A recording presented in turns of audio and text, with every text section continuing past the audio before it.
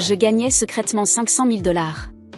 Quand mon mari a demandé le divorce, il a dit qu'il ne voulait pas d'une femme qui ne travaillait pas. Plus tard, il s'est marié avec ma meilleure amie et le karma l'a rattrapé. Il est devenu pâle après ne pas l'avoir vu pendant un mois. John m'a simplement lancé la carte d'un avocat en divorce sans même demander « Ça va ? Comment tu te sens ?» Il a dit « Divorcer d'une femme qui ne travaille pas ? Paie-moi 1 000 $ par mois comme pension alimentaire. Ça me va. Prends soin de toi. » John a ri en disant cela, et à côté de lui, Emily a entouré son bras autour du sien, affichant une expression tout aussi arrogante. « D'accord, divorçons alors. » Je l'ai dit avec tellement de désinvolture que John a semblé un peu surpris, mais il a rapidement échangé un sourire avec Emily. C'était bien que John ne réfléchisse pas beaucoup. Cela facilitait mon plan. Après que les papiers du divorce ont été finalisés, j'ai décidé de commencer mon plan de vengeance contre eux deux. Je les ferai pleurer pour célébrer ma guérison. Je m'appelle Sarah Wolf, j'ai 47 ans et je suis illustratrice et autrice de livres pour enfants. J'adore dessiner. J'ai 2 amis d'enfance, John et Emily. Ils sont très importants pour moi, et John était aussi mon mari. Tout a commencé quand John m'a demandé de sortir avec lui, juste avant d'aller dans une autre université après le lycée. J'étais surprise, je pensais qu'il était intéressé par Emily, mais je ne pouvais pas refuser la déclaration de John, dont j'étais secrètement amoureuse. Après y avoir réfléchi et en avoir discuté avec Emily, j'ai accepté la proposition de John. Le comportement d'Emily avait été quelque peu problématique depuis notre adolescence, mais elle restait une amie chère pour John et moi. Cependant, Emily avait tendance à voler les petits amis des autres et à les quitter lorsqu'ils devenaient obsédés par elle, causant sans cesse des problèmes. Ses parents étaient inquiets, alors John et moi passions du temps avec elle pour la surveiller. John et moi nous sommes mariés à 25 ans. 4 ans plus tard, Emily nous a présenté son fiancé. Il s'appelait George, un professionnel qui travaillait pour une entreprise de premier plan. Enchantée de vous rencontrer, Sarah et John. J'ai beaucoup entendu parler de vous. J'ai hâte que nous ayons un bel avenir ensemble, a dit George très poliment. Nous nous sommes immédiatement bien entendus. Nous nous retrouvions pendant les vacances et les jours fériés, faisions des voyages ou de longues balades en train pour profiter de quelques verres. Cependant, les choses ont commencé à se détériorer quand Emily est tombée enceinte 2 ans après son mariage. John et moi avions beaucoup de frères et sœurs, donc nous ne nous préoccupions pas d'avoir des enfants et avions décidé que nous n'en voulions pas. Nous aimions tous les deux les enfants, mais nous n'étions pas intéressés à en prendre soin activement. En plus, nous adorions notre liberté de voyager et de profiter de quelques verres. Nous trouvions souvent touchant de voir des familles avec des enfants, mais cela ne dépassait jamais ce stade. Quand Emily a annoncé sa grossesse, l'attitude de John a commencé à changer. Il a arrêté de fumer parce qu'Emily ne supportait pas l'odeur et il s'est même proposé pour l'accompagner à ses rendez-vous médicaux en utilisant ses jours de congé. Je l'ai averti, George pourrait se vexer si tu passes tout ton temps avec Emily. Mais John m'a répondu, tu travailles, non ? C'est notre amie d'enfance et elle demande de l'aide. Tu es insensible, lui ai-je dit. J'achète des choses et j'aide comme je peux, mais l'accompagner chez le gynécologue, c'est franchir une ligne. Quand je lui ai dit cela, John a froncé les sourcils et m'a lancé un regard désapprobateur. Pourquoi ?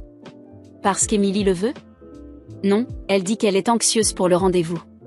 Je ne peux pas la laisser y aller seule, a dit John. Si elle est anxieuse, George devrait l'accompagner, tu ne crois pas, ai-je répondu. Si tu y vas tout le temps, on dirait presque que c'est toi le père de l'enfant qu'elle porte, ai-je ajouté, agacé. Jalouse. Tu ne tomberas pas enceinte de toute façon, alors quel est le problème ? John n'a pas pris mes préoccupations au sérieux et a commencé à se disputer avec moi, disant que j'étais ennuyeuse. Nous ne nous étions presque jamais disputés pendant notre mariage, mais les choses ont changé quand Emily est tombée enceinte. Nos disputes ont augmenté et cela n'a pas cessé même après qu'Emily ait accouché. En fait, John a commencé à passer encore plus de temps avec Emily et sa fille Emma. Mais quand Emma a eu 6 ans, un incident a eu lieu lors de sa cérémonie de remise des diplômes. La veille de la cérémonie, John a soudainement commencé à fouiller dans le placard. « John, que fais-tu » lui ai-je demandé. « Je ne sais pas. Je suis en train de décider quoi porter pour la cérémonie de remise des diplômes » a répondu John avec désinvolture. « Quoi ? Tu comptes vraiment assister à la cérémonie ? » « Oui. George ne peut pas y aller. »« Emily me l'a demandé » a-t-il répondu. « Attends, c'est absurde. » « Peu importe comment tu le vois. » J'ai haussé le ton, incrédule. Le visage de John s'est immédiatement assombri. Je savais qu'il allait chercher Emma à la maternelle de temps en temps, et moi aussi je l'avais fait quand on me le demandait. Cependant, c'était absurde qu'un ami d'enfance, qui n'était même pas le père biologique, assiste à la cérémonie de remise des diplômes. Tu doutes encore de moi et d'Emily ? Je suis déçu que tu ne puisses même pas l'aider, a dit John. Ce n'est pas la question. De toute façon, je vais assister à la cérémonie demain, alors repasse bien une chemise, a dit John, terminant brusquement la conversation et se dirigeant vers la chambre. Je n'avais pas d'autre choix que d'appeler Emily. Salut, Emily. À propos de demain ? Ah, désolé pour demain. Je vais emprunter John. Mais George ne sera pas contrarié de ne pas assister à la remise des diplômes, ai-je demandé. Sarah, de quoi tu parles ? Bien sûr que je n'ai pas dit à George que la remise des diplômes est demain. Je vais le lui dire. Après la cérémonie, j'ai été surprise d'apprendre que George ne savait rien de la remise des diplômes. En enquêtant davantage, il semblait qu'Emily n'avait informé George d'aucun événement à la maternelle jusqu'à présent, et John avait agi comme le père à la maternelle. J'étais étourdie par tout l'égoïsme de la situation. Attends une minute, Emily. Ce n'est pas totalement irrationnel ? C'est un manque de respect envers George juste parce qu'il est un ami d'enfance. Qu'est-ce qui se passe, Sarah ? Tu fais peur. Eh bien, on se voit demain. Emily a raccroché, me laissant trembler de colère. Néanmoins, à la fin, j'ai repassé la chemise de John, préparé sa cravate, le lendemain matin, je l'ai vu partir pour la cérémonie de remise des diplômes d'Emma. Depuis, Emily et John ont commencé à sortir plus fréquemment, une fois par mois, puis une fois par semaine, puis 3 fois par semaine. Finalement, même George a commencé à avoir des soupçons. Un jour, pendant que John et Emily étaient sortis, George est venu seul chez nous. Désolé de te rendre visite si tard. Il y a quelque chose qui me tracasse, a commencé George. C'est à propos de deux, ai-je demandé. Oui, j'aimerais que tu vois ceci, a dit George en me montrant l'historique GPS qu'il avait installé dans la voiture d'Emily. Il montrait qu'elle avait séjourné dans un hôtel 3 fois par semaine, tous ces jours où elle sortait avec John. En voyant le visage de George, j'ai compris ce que cela signifiait. Que veux-tu faire, George, ai-je demandé. Je veux me venger de ces deux-là, point. Moi aussi. Je ne peux pas leur pardonner de nous avoir trahis après tout ce temps. Nous avons commencé à planifier notre vengeance en secret. D'abord, j'ai commencé par augmenter mes revenus, car en m'étant consacré aux tâches ménagères et à la garde d'Emma, mes revenus avaient considérablement diminué. George a commencé à travailler depuis chez lui, tandis que nous nous occupions de la maison ensemble, ni Emily ni John ne se sont rendus compte que nous étions au courant de leur relation et que nous avions pu réunir des preuves solides. Une fois que nous avons eu suffisamment de preuves et que nous étions prêts à mettre en œuvre notre vengeance, nous avons découvert une vérité choquante sur Emma. George et moi avons longuement réfléchi à la situation, mais nous étions d'accord sur le fait que nous ne voulions pas blesser la jeune Emma. Nous avons donc décidé d'attendre qu'elle soit adulte pour exécuter notre plan de vengeance. Cependant, bien que nous ayons décidé de patienter pendant 10 ans, on m'a diagnostiqué une maladie grave. J'avais besoin d'une hospitalisation de longue durée, dans le meilleur des cas, je ne serais pas sortie avant au moins 2 ans. Bien que je puisse travailler depuis ma chambre d'hôpital, il était évident que je devrais réduire ma charge de travail. Après avoir informé George de la situation, j'ai consulté John. Cependant, la réaction de John n'était pas différente de lorsqu'on parlait de banalité. Je te rendrai visite de temps en temps. J'ai ressenti que John n'éprouvait plus aucun sentiment pour moi, car il ne m'a même pas demandé quelle était ma condition ou le nom de ma maladie. En réalité, John ne me rendait visite qu'une fois par mois, voire une fois tous les 2 mois. Après le 15e anniversaire d'Emma, elle a commencé à se comporter de manière étrange. Bien qu'elle ait l'habitude de venir me voir presque tous les jours juste après mon hospitalisation, elle est devenue distante après son anniversaire. Cependant, ni George ni moi ne pouvions comprendre pourquoi et nous étions déconcertés. Même lorsque nous avons interrogé Emma, elle n'a dit que « ne t'inquiète pas pour ça ». Finalement, nous avons découvert la raison grâce à John, qui apparaissait rarement. Et, ça fait un moment. John, qui avait complètement changé de style pour un look extravagant, est entré sans même frapper à la porte. Après ne pas l'avoir vu pendant 1 mois, John m'a simplement jeté la carte d'un avocat spécialisé en divorce sans même demander « Tu vas bien ? Comment tu te sens ? Divorcer d'une femme qui ne travaille pas ? Paie-moi $1000 par mois comme pension alimentaire. » Voilà l'accord, alors prends soin de toi, dit John, souriant de toutes ses dents. À côté de lui, Emily l'enlaçait avec une expression similaire sur son visage. D'accord, divorçons alors. J'ai accepté d'un ton décontracté, ce qui a semblé surprendre John pendant un instant, mais il a rapidement échangé un sourire avec Emily. C'était bien que John ne soit pas du genre à trop réfléchir, c'est pour cela que mon plan a si bien fonctionné. Après avoir reçu la notification que le divorce avait été finalisé de la part de John, j'ai décidé de commencer mon plan de vengeance contre eux. Je les ferai pleurer. Ce serait ma célébration de guérison. J'ai rapidement mis mon plan à exécution. J'ai d'abord contacté George pour me faire transférer dans un autre hôpital. Ensuite, j'ai informé mon avocat qu'il se chargerait de la médiation entre les deux parties à partir de maintenant. George a également commencé à agir en même temps. Il a déménagé près de mon nouvel hôpital avec Emma et a commencé à me rendre visite fréquemment. Emma gardait une expression sombre, mais j'étais heureuse qu'elle vienne me voir tous les jours. La plupart de mes affaires étaient déjà dans ma chambre d'hôpital, alors j'ai dit à John de se débarrasser du reste. Je ne voulais rien emporter dans ma nouvelle vie qui ait été touchée par eux deux. Une fois le changement d'hôpital et le déménagement de George et Emma stabilisés, j'ai reçu un appel de John. Je n'avais quitté mon siège que pendant quelques minutes, mais mon téléphone affichait déjà 30 appels manqués. J'ai répondu à l'appel, exaspérée. Qu'est-ce qu'il y a? Et, qu'est-ce qui se passe ici? J'ai pu entendre la voix d'un agent immobilier inquiet derrière celle de John, qui parlait en panique. J'ai aussi entendu Emily crier, ce qui m'a fait me sentir mal. Que veux-tu dire? Qu'est-ce qui se passe? Évidemment à propos de la maison. Pourquoi devons-nous déménager? John me criait dessus comme si ce n'était pas de sa faute. Je lui ai répondu calmement, évidemment parce que c'est ma maison. Quoi? John semblait l'avoir complètement oublié, mais la vérité était que la maison dans laquelle nous vivions était une propriété que j'avais louée comme espace de travail lorsque j'avais commencé à travailler en tant que freelance. À l'époque, je n'avais pas assez de revenus pour entretenir deux maisons, et John n'avait pas assez d'argent pour vivre seul, alors il avait fini par emménager chez moi. Après l'appel avec John, un sourire se dessina lentement sur mon visage. Il commençait enfin à réaliser qu'il n'avait plus aucun contrôle. Ce n'était que le premier coup parmi tant d'autres que George et moi avions planifié. Et c'était là la beauté de notre vengeance, elle serait lente, méticuleusement exécutée, et, au final, dévastatrice pour John et Emily. Le lendemain, John m'appela de nouveau, cette fois avec une voix désespérée. « Sarah, tu ne peux pas simplement nous expulser comme ça. Où allons-nous vivre? Nous n'avons nulle part où aller. Ce n'est pas juste. » Je pris une grande inspiration, savourant chaque mot que j'étais sur le point de dire. « John, toi et Emily m'avez trahi pendant des années. Vous pensez vraiment que vous méritez de la compassion? De plus, c'est ma maison. Vous auriez déjà dû trouver un autre endroit où vivre. » Il y eut un silence de l'autre côté de la ligne. Je savais qu'il était en train de digérer chaque mot. Puis, finalement, il dit, « Sarah, je t'en prie, pense à Emma. Ne lui fais pas ça. » Je ris doucement. Bien sûr, il utiliserait Emma comme excuse. Ne t'avise pas d'impliquer Emma là-dedans. Vous deux avez déjà causé assez de dégâts dans sa vie. D'ailleurs, où est George? Peut-être devrais-tu lui demander où Emma va vivre. Avant qu'il ne puisse répondre, je raccrochai.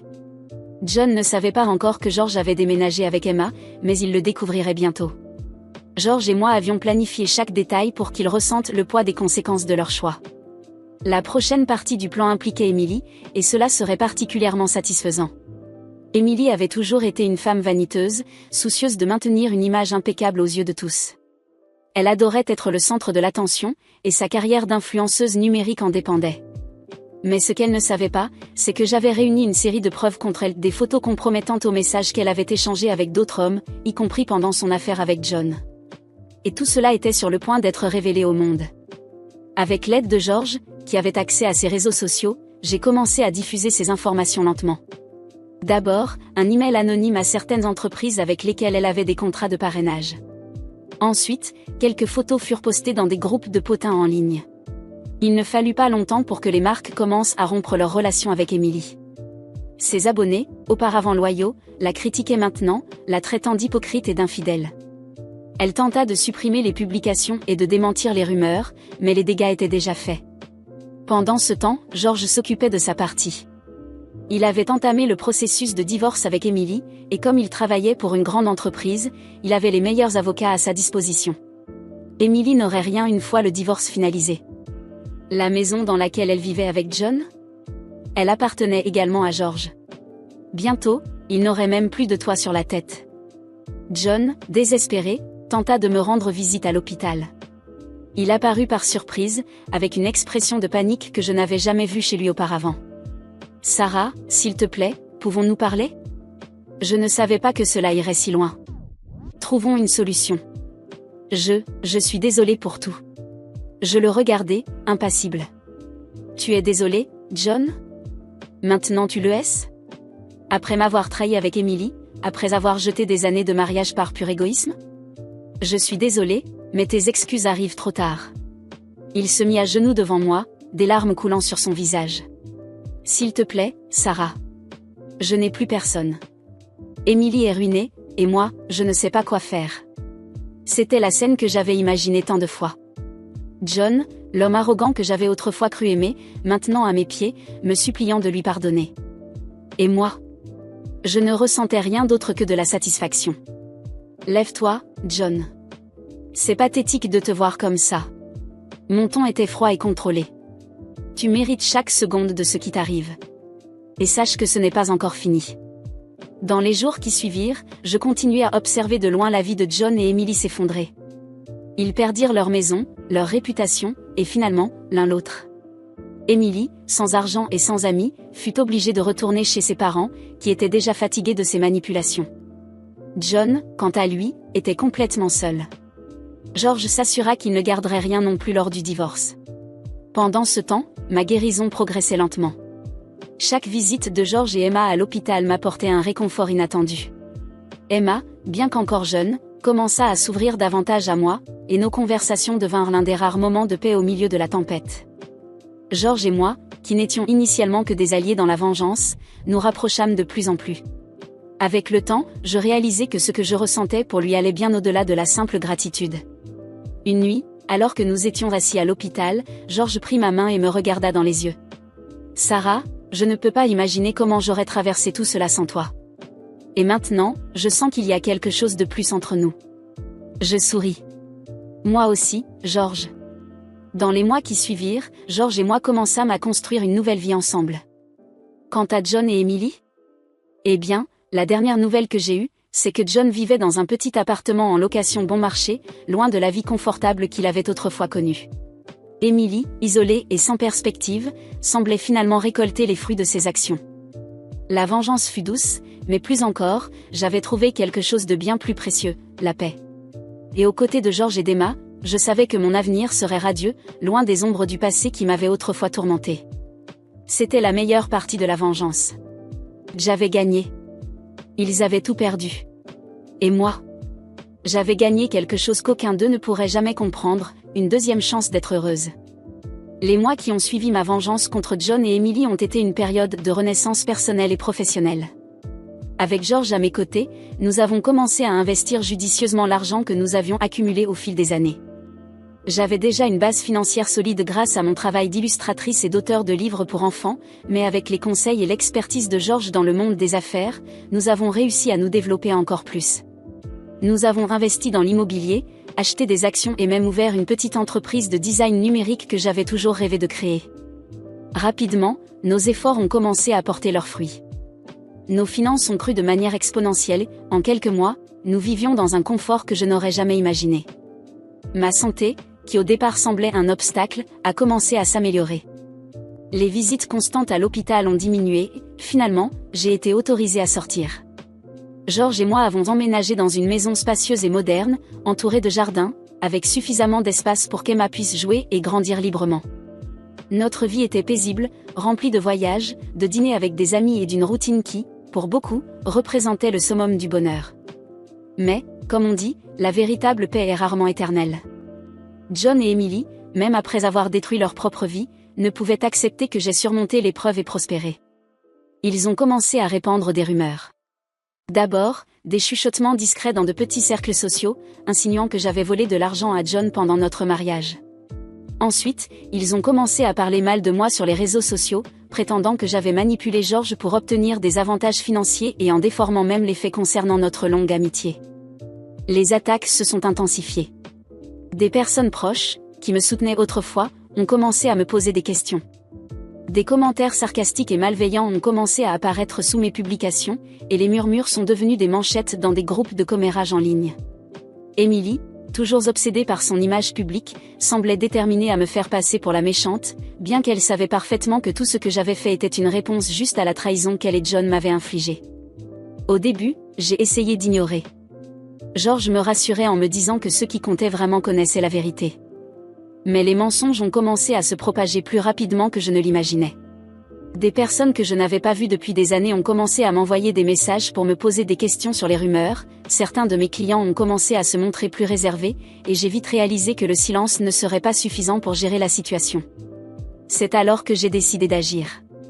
Contrairement à John et Emily, j'avais toujours été transparente sur ce qui se passait dans ma vie. Et, tout au long du processus de trahison et de divorce, j'avais documenté chaque étape. J'avais des messages, des emails, des photos et des vidéos qui prouvaient tout, la trahison, les visites de John à l'hôpital où j'étais, l'abandon émotionnel, surtout, les manipulations d'Emily. Un jour, après des semaines à observer les attaques s'accumuler, j'ai décidé qu'il était temps de répondre publiquement. J'ai rédigé un long message sur les réseaux sociaux, quelque chose que je faisais rarement. Assez de silence, ai-je écrit au début. Puis, j'ai tout révélé. J'ai expliqué comment j'avais découvert la liaison entre John et Emily, comment George et moi avions recueilli des preuves, comment il nous avait trahis pendant des années tout en prétendant être nos amis. J'ai détaillé le divorce et le plan de vengeance, mais, surtout, j'ai partagé les preuves. J'ai publié des captures d'écran de conversation, des photos de John et Emily sortant d'hôtel, des emails qui prouvaient qu'ils savaient exactement ce qu'ils faisaient. Chaque morceau d'information était une bombe qui détruisait un mensonge qu'ils avaient raconté. Et à la fin, j'ai dit quelque chose qui me rongeait depuis longtemps, ils ont essayé de me détruire, mais ils ont échoué. Maintenant que je suis en paix, prospérant avec ma famille et heureuse, ils continuent de tenter de me diffamer. Mais la vérité, elle, a toujours été à mes côtés. Le message est devenu viral en quelques heures. Des personnes qui autrefois me regardaient avec méfiance ont commencé à m'envoyer des messages de soutien. Des amis qui s'étaient éloignés sont revenus me voir, s'excusant d'avoir cru aux mensonges. Des clients, qui étaient restés silencieux, ont commencé à m'envoyer de nouveaux contrats, louant mon courage et ma résilience. La vérité, finalement, avait éclaté au grand jour. J'aimerais pouvoir dire que cela a mis fin à l'histoire une fois pour toutes, mais John et Emily n'ont pas abandonné si facilement. Même après avoir été publiquement démasqués, ils ont continué à chercher des moyens de retourner la situation. Emily, manipulatrice comme toujours, a essayé de se présenter comme une victime, affirmant que mes révélations étaient cruelles et inutiles. Elle veut juste détruire ma vie, disait-elle dans des vidéos qu'elle publiait sur les réseaux sociaux, avec des larmes forcées et des mots de pitié. John, de son côté, a commencé à répandre des rumeurs selon lesquelles George et moi étions ensemble avant même le divorce, insinuant que je l'avais trompé et que, par conséquent, il était la véritable victime. C'était pathétique de voir la tentative désespérée de deux traîtres essayant d'inverser la situation. Mais le public avait déjà vu la vérité, et, peu importe leurs efforts, John et Emily ne pouvaient pas effacer les preuves irréfutables que j'avais partagées. Ce qui me révoltait le plus, cependant, c'était leur persistance à essayer de maintenir une fausse supériorité, même au fond du gouffre. Ils avaient tout perdu, la maison, la réputation, finalement, même le respect des quelques amis qui leur restaient. Et pourtant, ils ne pouvaient pas accepter que leurs actions les aient conduits à la ruine. Ils voulaient m'entraîner vers le bas, me blâmer pour leurs échecs. Mais je ne céderai pas. George et moi avons continué à grandir, à la fois financièrement et émotionnellement. Nos investissements prospéraient, notre relation s'épanouissait, et Emma, qui était maintenant plus âgée, nous accompagnait dans toutes nos aventures. Nous construisions un avenir que John et Emily ne pourraient jamais imaginer. Pendant qu'ils s'enfonçaient dans leurs propres mensonges et leur autocomplaisance, je vivais la vie que j'avais toujours méritée, entourée de personnes qui m'aimaient et me respectaient réellement. La vérité est que certaines personnes ne peuvent tout simplement pas supporter le succès des autres. John et Emily étaient comme ça. Même des mois après avoir été exposés, ils continuaient à essayer de me salir, refusant d'accepter la responsabilité de leurs propres actions. Mais je n'allais pas perdre une seconde de plus de ma vie avec eux. J'avais gagné, et ils le savaient.